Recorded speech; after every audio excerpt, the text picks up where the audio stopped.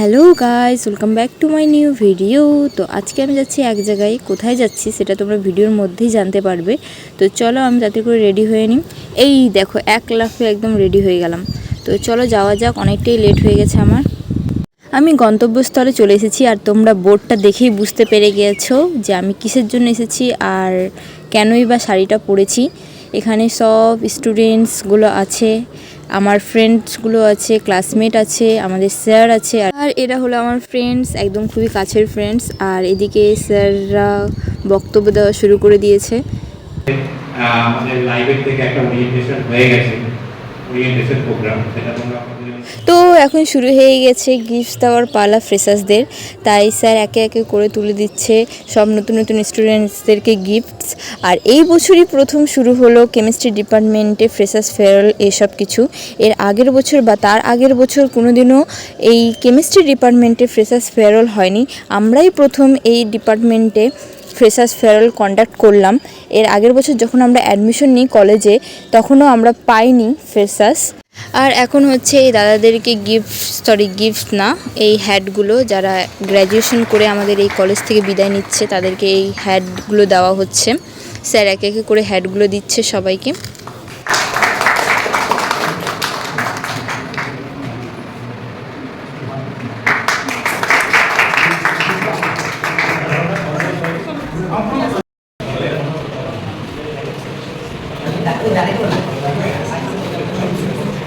যদিও আমি নাচ গান কবিতা কিছুই জানি না বা আমি শিখিনি, তাও আমি এই প্রোগ্রামে পার্টিসিপেট করেছি, সব কিছুই দিয়েছি।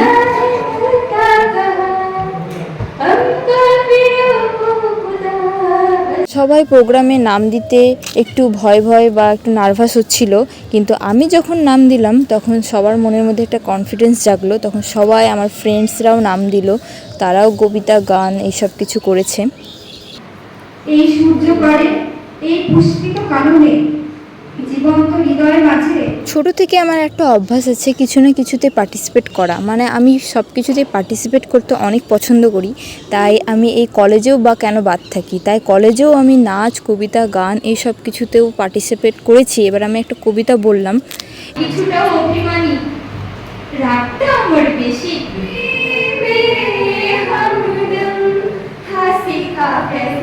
এরপরেই আমার সব ফ্রেন্ডসরাও দেখছি জাগ্রত হয়ে গেছে, তারা এখন গান করছে। আমিও খুবই হ্যাপি তাদেরকে দেখে, খুবই এনজয় করছিলাম।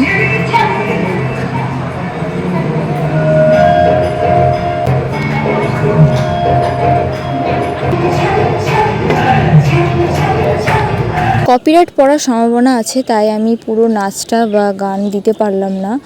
আর এখন আমার একটা ফ্রেন্ড গান করতে লেগে গিয়েছে।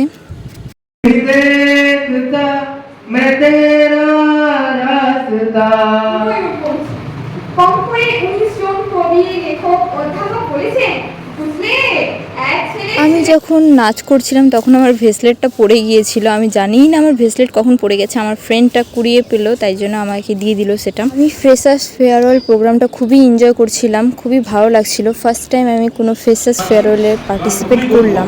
আমাদের স্যার আমাদের কেমিস্ট্রি মানে হচ্ছে বলেছিল একটা গল্পের মতো, কেমিস্ট্রি মানে কে মিস্ত্রি, মিস্ত্রি কি কাকে বলে বল, যারা বাড়িঘর কি করে তৈরি, ইটের উপর ইট বসে, দেখি না ইটের উপর ইট বসে, মানে একটা বন্ড তৈরি হতো। এই যে আমাদের মধ্যে একটা বন্ডিং, আমাদের অল্প কয়েকটা স্টুডেন্ট একটা বন্ডিং, এই বন্ডিংটা যেন সবসময় থাকে। কেমিস্ট্রি বুঝতে গেলে আমাদের বন্ডিংটাকে আগে বুঝতে হবে। বন্ডিং যদি আমরা না বুঝতে তাহলে আমরা কেমিস্ট্রি বুঝতে পারবো না। সেরকম সব কিছুরই ভিত্তি হচ্ছে বন্ডিং। যদি বন্ডিং ঠিক থাকে সব কিছু ঠিক থাকে।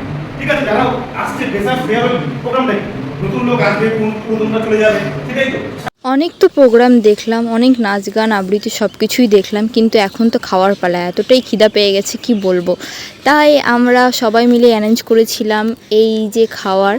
তো এর মধ্যে কি আছে সেটা তোমাদেরকে অবশ্যই দেখাবো। তো তার জন্য আমি এখন বসে যাব খেতে। আর এখানে সব ফ্রেন্ডসরা বসে গেছে খেতে। তো এখন আমি বসে গেছি খাওয়ার জন্য। এর মধ্যে কি আছে তোমরা এক্ষুনি দেখতে পারবে। তোমরা গেস করো ততক্ষণ, আর কমেন্টে লিখে দাও কী হতে পারে। তো দেখতেই পাচ্ছ এখানে আছে ফ্রাইড রাইস আর চিকেন। আর আমার খুবই ফেভারিট ফ্রাইড রাইস চিকেন, তার জন্যে আমি ফ্রেন্ডসদের বলেছিলাম যে তোরা ফ্রাইড রাইস চিকেন অ্যারেঞ্জ করবি। যে খাওয়ার অ্যারেঞ্জ করার দায়িত্ব নিয়েছিল তাকে আমি এইসব কিছু বলেছিলাম।